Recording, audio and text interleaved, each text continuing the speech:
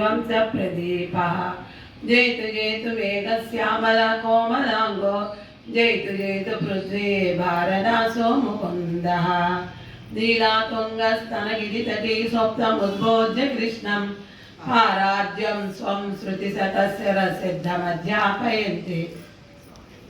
So 21వ రోజుకి చేరుకున్నామండి.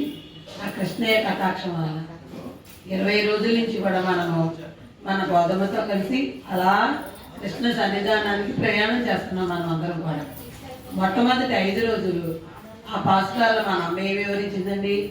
పర వ్యూహ విభవ అంతర్యామి అక్షావసారాలుగా ఆ స్వామి వేచేసి ఉంటాడు అనే విషయాన్ని వివరించింది. పరమపదం అంటే ఈ దేహంతో చూడలేము. పాలసముద్రం అది కూడా చూడలేము.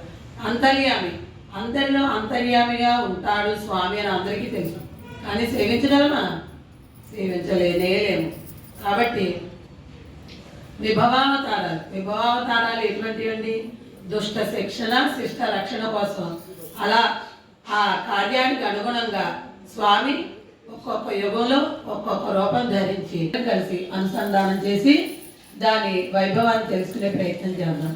నిన్నటి పాశ్రంలో మన అమ్మ ఏం నామం చెప్పిందండి? దివ్యదేశం ఏదండి? అహోబిలం అని చెప్పుకున్నాం నిన్నటి రోజున. కాబట్టి ఇవాటి రోజున మన అమ్మ పాసురాలలో ఏమి కటాక్షించిందో పాసురాన్ని అనుసంధానం చేసుకుని దాన్ని వివరించుకునే ప్రయత్నం చేద్దాం. ఆండాళ్ తిరువడిగలే శరణం. ஏத்த கலங்கள் எதிரி பொங்கி மீதளிப்ப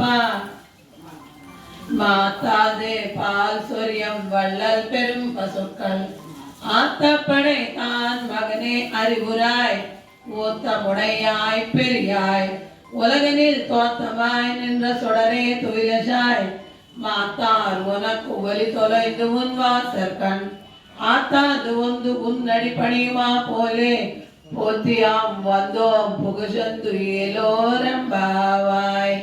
ஆண்டாள் திருவடிகளே சரணம்.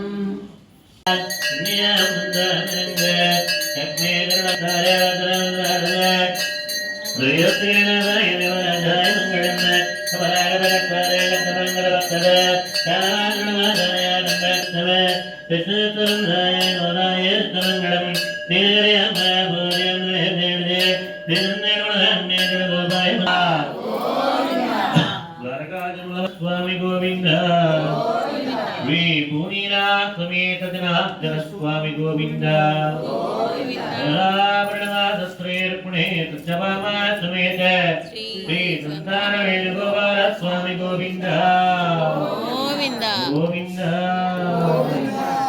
जय श्रीमन्नारायण जय श्रीमन्नारायण कारुण्यमणिया पोले ओते मुंद बंदे लोकंबावाई